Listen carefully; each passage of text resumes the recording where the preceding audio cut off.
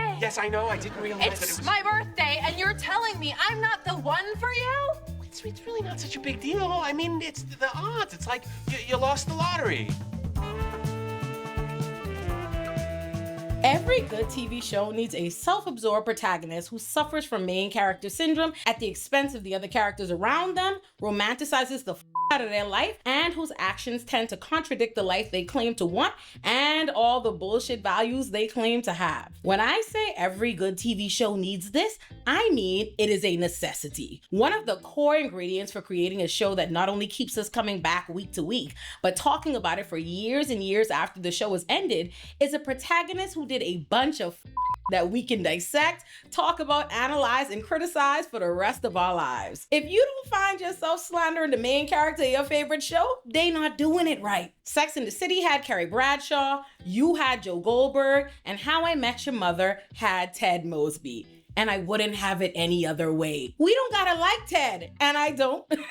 But Ted Mosby, his quest for love, and the friends he never let go of along the way are the heart of How I Met Your Mother, and what kept us all not only watching for 10 seasons, but talking about it 10 years later. We could play cute about it now, but we were all dying to know who the mother of Ted's kids was gonna be. We were deeply invested in Ted's raggedy-ass love life and his friend group. And if you're like me, you still are. And I've said it before and I'll say it again. Ain't nobody was doing monologues about love the way Ted ass was doing monologues about love. It's more than crazy. I don't think there's a word for what that is. Actually, there is a word for that. It's love. I'm in love with her. Okay? If you're looking for the word that means caring about someone beyond all rationality and wanting them to have everything they want, no matter how much it destroys you, it's love. And when you love someone, you don't stop. Ever. Even when people roll their eyes or call you crazy, even then, especially then, you don't give up. Because if I could give up, if I could just, take the whole world's advice and move on and find someone else, that wouldn't be love. That would be some other disposable thing that is not worth fighting for. Ted used to eat that shit up. One thing I'll never take from Ted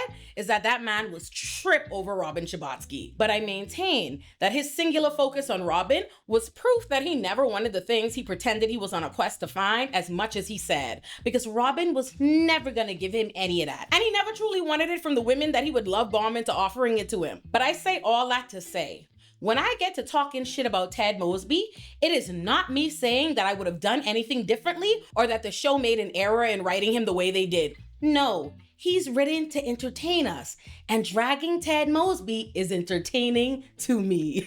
Which means the How I Met Your Mother writers and Josh Radnor did exactly what the needed to be done. I live to drag my Ted Mosby because Ted Evelyn Mosby is a romantic terrorist. What's a romantic terrorist and why is Ted their strongest soldier, you ask? Stick around to find out. Roll the theme song, Aaron. Black independent, strongest in women. It's Olay, it's Olay, it's Olay, it's Olay now. I know that I'm worth it, so make sure to listen. It's Olay, it's Olay, it's Olay, it's Olay. Ted Mosby is the spiritual successor to Ross Geller, not just in my mind, in actuality. How I Met Your Mother is actually heavily inspired by Friends, and if you've seen both shows, the myriad of ways are obvious. But I happen to be a member of the camp who thinks How I Met Your Mother was better than Friends. That's right, I said it. I know, you heard me. I think How I Met Your Mother is better than Friends. I also think Living Single, which Friends ripped off, was way better than Friends. Shoot me with your big gun. But before you do that, let me tell you about today's sponsor, Helix. Because not only are they the reason you're finally getting this long-awaited video about Ted, I am also in love with my new bed from Helix. No, really. I quite literally took my old mattress to the dump like I never knew it. Because as y'all can see, my boobs are bigger than my head, which means my back hurts. And that's on top of the fact that your girl got scoliosis. My chiropractor been told me that my spine looked like a country road. I decided that 2026 was the time for me to finally get the perfect bed that me, my husband, and our dog Cleophas could sleep good in. The cats usually don't sleep in the bed because Raheem and Asada prefer to just hover over us in their cat tree, plotting on Cleophas's murder. But I already know as soon as my cats experience this bed, they will begrudgingly sleep next to the dog. Because let me make sure y'all understand how and why I now have the perfect bed. Helix has a sleep quiz you can take where I answered questions based on me and my husband's sleeping practices, whether we prefer to sleep on our side, our back, run hard at night, he does, or prefer soft or firm beds. And then the quiz told us exactly which Helix bed was our perfect fit. And for us, that was the Helix Moonlight Luxe bed with the Glaciotex cooling cover. That shit sound luxurious, hey? Because it is. They make the most luxurious ass beds, which is why their bed, the Helix Midnight Luxe, has been ranked as the best overall mattress by Forbes and Wired. The best, you hear me? Helix is so confident in their beds that they offer a lifetime warranty and they let you test out the beds for 120 nights to make sure it's just right for you. On top of that, visit helixsleep.com/illuminatipop to take advantage of their flash sale exclusive partner offer and get 27% off store-wide. You heard me. That's 27% off store-wide. Go to helixsleep.com/illuminatipop. Thank you again for sponsoring this video, Helix. Now back to it. Whilst I think How I Met Your Mother was better than Friends, I don't necessarily think Ted Mosby was better than Ross Geller. I know. Whilst I do think Ted was way better to Robin than Ross was to Rachel, I still think Ross and Rachel had the superior relationship because Robin did Ted dirtier than either Ross or Rachel ever did each other. And I think Ted was much worse to women overall than Ross was for a few important reasons. Number one, sheer volume. Ted was worse than Ross just purely off the strength that Ross didn't get enough bitches to wreak the kind of havoc Ted was wreaking all throughout the 5 boroughs and Long Island and New Jersey. Jesus Christ. We can say a lot about Ted, but you can't say he didn't have those. And number two, whilst Ross was insecure and smothered the handful of women he dated with his fragile masculinity, Ted was terrorizing bitches, okay? Leaving destruction in his wake, you hear me? If you watched my video, 5 terrible, horrible, no good, very bad, super raggedy men, you know that a romantic terrorist is the worst kind of dream seller. If you gave a romantic terrorist a polygraph one day and asked them how they felt about you, they would swear they had the deepest feelings imaginable and pass with flying colors, only to then break up with you the very next day because they ain't feeling it no more. The thing about romantic terrorists that make them especially flabbergasting to deal with is they ain't just selling you the dream. They're also buying the dream they're selling because they like to project their romantic fantasies onto whoever they're dealing with, knowing that they have the romantic shelf life for avocado. And that right there is Ted Evelyn Mosby. Ted Vivian Mosby. That's not my middle name. On the first episode of How I Met Your Mother, Ted's best friends, college sweethearts Marshall and Lily, get engaged after 10 years together, which prompts Ted to declare that their love is what he's searching for. And thus begins 10 seasons of Ted wasting the time of anybody whose name wasn't Robin Schabotsky. What is it, Peterson? I'm not sure. I feel a disturbance. Ted spends all his mother time waxing poetic about love, the one, the future mother, his kid, and this big love he's searching for. Whole time, he not ready for none of that shit. He's not actually searching for anyone with intention, and he wastes the actual out of almost every woman he meets time, pulling them into these big romantic fantasies and declarations of intention, promise, and romance, only to immediately yuck the rug out from under them. Ted ran down Victoria at the airport to make a grand declaration of love to her and ask her to be in a long-distance relationship, only to immediately cheat on her with Robin. You know who also was running down bitches at the airport to make grand declarations of love, only to forsake them immediately after? Ross. Ross did Emily dirty, boy. Ross did Emily so dirty. But that's not the point. That's not why we're here today. Back to Ted. Ted begged Stella to go out with him for 10 weeks. And once they started dating and she tried to make some plans with him a few months into the future, he dumped her ass cold. I could go through all of Ted's core relationships to prove my point, but not only have I already done that, check out my videos on Victoria, Stella, Robin, and Zoe.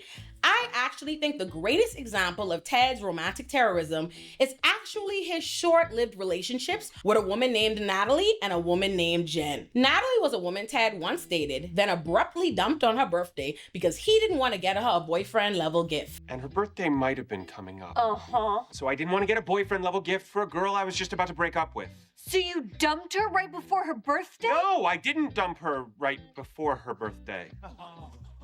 Uh-oh. Wait, the shirt! I know, it was a mistake. Well, did she cry her eyes out? I don't know. How do you not? You didn't. Natalie, hey, happy birthday. Listen, you're awesome. Really are. Awesome. I'm just like super busy right now, so maybe we should just call it a day. But you're awesome. You are the cover. Ted not only treated this woman like she ain't matter worth a goddamn. 3 years later. Count with me. 3 years later. Because Ted doesn't actually date with any intention or have the faintest clue what he wants outside of Robin, and he constantly forgets women he's dated and or the arbitrary reasons he dumped them. One day, 3 years later, whilst he's reminiscing on the ghosts of women unfairly tossed in the trash's past, he suddenly remembers this woman and decides to go to her home to harass her to give him another chance. Hi. Run, bitch! Natalie, come on. I just want to say I'm sorry. I only came down here because you wouldn't take my call. Hey, here's an idea. Why don't you leave a message? Ha! Good one. Okay, fine. I'm just gonna leave this sock monkey here. Goodbye. Natalie, okay. Look. I know you're mad, but happy birthday. 3 years ago. Oh, yeah? Up yours 3 years ago. Look. I was an idiot leaving that message. I realize how much that sucked. No, you don't. Maybe we should just call it a day. But you're awesome. Okay, bye. Surprise! There was a surprise party that night?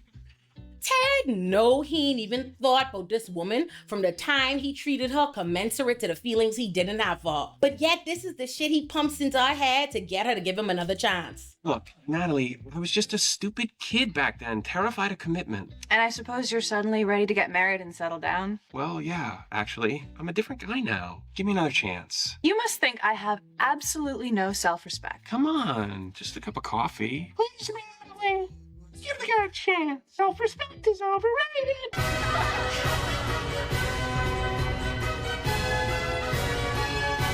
Wow. Maybe it was the caffeine, but you really brought your game up to a whole new level. Thanks. I did just start subscribing to Esquire. They have some helpful columns. The following is from the October issue. So Natalie and I started dating again. Just like that, it all came back. The tea candles, the sock monkeys, Belle and Sebastian, all of it.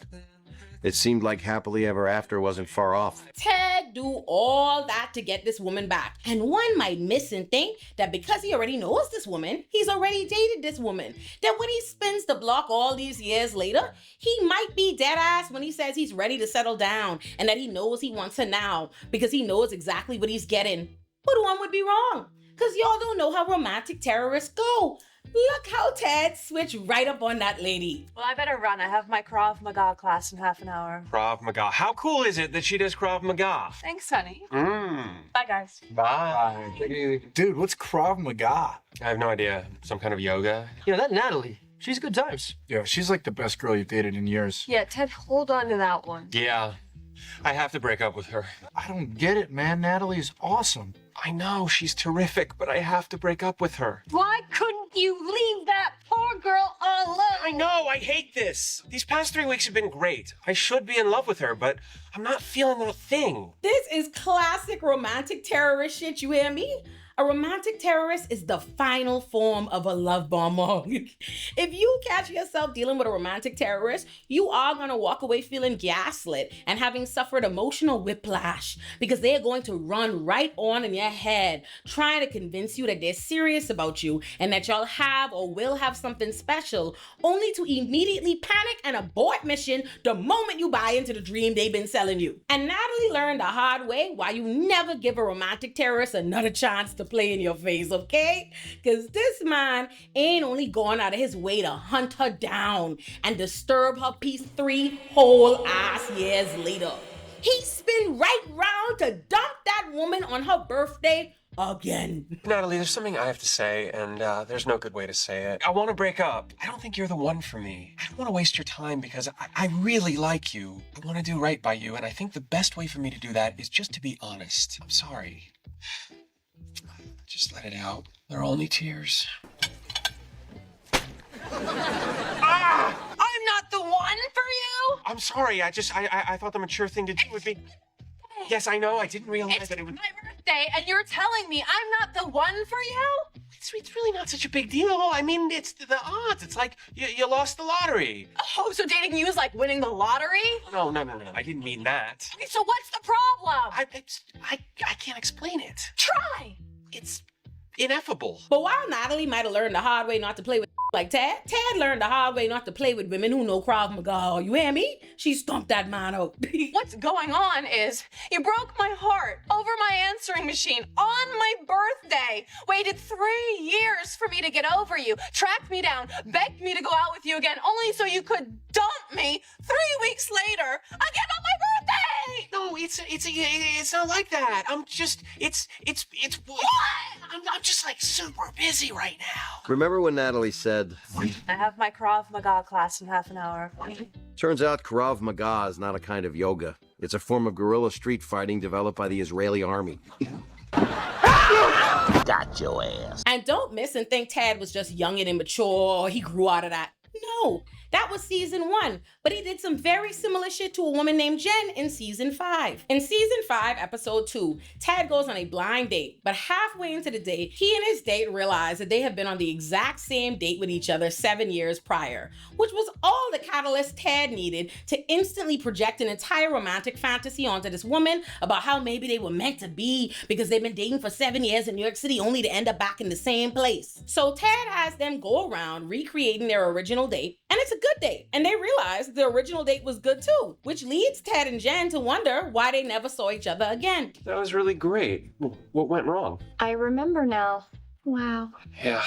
So would you maybe want to go out again? I would. Would you call me? Absolutely. Promise? Promise. What? I have been so busy.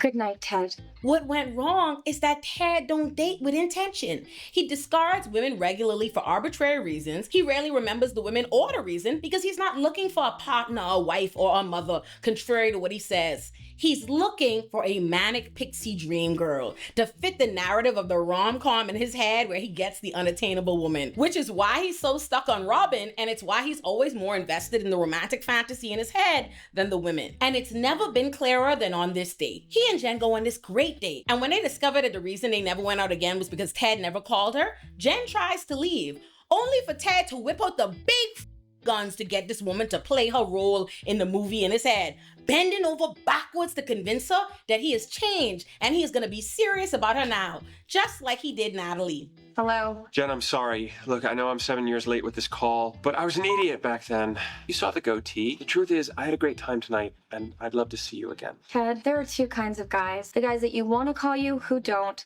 and the guys you don't want to call you who always do. And somehow right now, you're both. Look, Jen, I wish I could go back and talk some sense into 2002 Ted, but that guy's a lost cause. And he's 24. He thinks a little facial hair makes him look like Johnny Depp. He has no idea what a great girl he's missing out on. But I've learned a lot since then. I've learned a lot tonight. The only thing that we've learned is that 7 years ago, it was a mistake for us to go out, and I guess it was a mistake for us to go out tonight. No, it wasn't. I had a great time tonight. And 7 years ago, if you think about it, we didn't miss by that much. If a couple things had gone a little bit differently, who knows what would have happened.